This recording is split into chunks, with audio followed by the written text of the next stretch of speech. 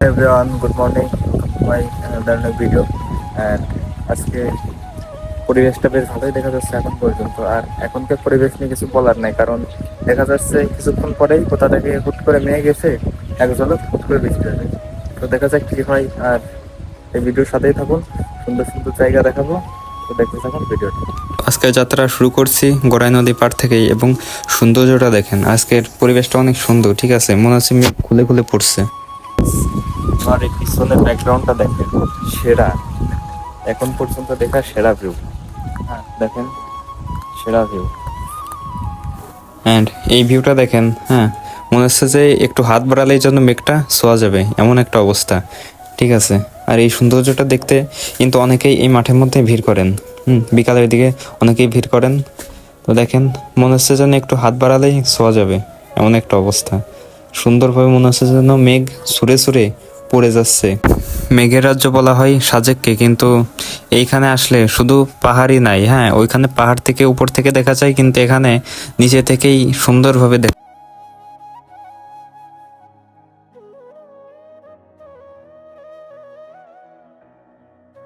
And এখন যাচ্ছি আমরা দাঁড়িয়াপুর সিদ্ধেশ্বরী কালীমাতা মন্দিরে। তো চলে এসেছি কালীমাতা মন্দিরে, মায়ের মূর্তিটি আপনারা দর্শন করুন।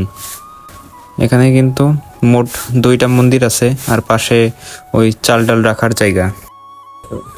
এই দাঁড়িয়েপুর সিদ্ধেশ্বরী কালীমাতা মন্দিরে আসলে, ঠিক আছে, মনের মধ্যে এমনি অনেক শান্তি লাগে। আর এটি কিন্তু অনেক জাগ্রত মন্দির। আমাদের বাংলাদেশে এবং দেশের বাইরে অনেক জায়গায় কিন্তু এই মন্দিরটির খুব সুনাম আছে, এবং সবাই জানে যে এটি খুব জাগ্রত মন্দির। হ্যাঁ, এবং এই মন্দিরটিতে, ঠিক আছে, কমিটিটাও কিন্তু বর্তমানে অনেক উন্নত করছে। হ্যাঁ, আর প্রতি বছর আপনার চৈত্র মাসে চৈত্র সংক্রান্তিতে, ঠিক আছে, এখানে কিন্তু অনেক সন্ন্যাসী হয় আপনার, 700 থেকে 800, হ্যাঁ, অনেকবার আবার 1200-1300 সন্ন্যাসী হয়। এবং এটা হলো পুকুর ঘাট, বাট এখন তেমন লোকজন নামানামি করে না, তো এই জন্য আপনার এইখানে হলো পোদ বাঁধার মতো হয়ে গেছে।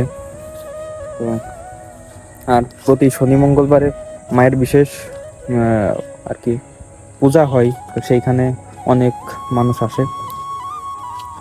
তো আপনারা যারা মন্দিরটি চেনেন অবশ্যই কমেন্টে বলবেন।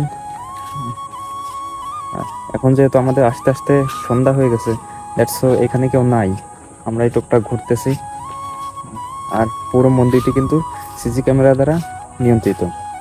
তো যাই হোক বন্ধুরা, ভিডিওটি ভালো লেগে থাকলে অবশ্যই আমার পাশে থাকবেন। ধন্যবাদ সবাইকে, দেখা হবে পরের ভিডিওতে। টাটা।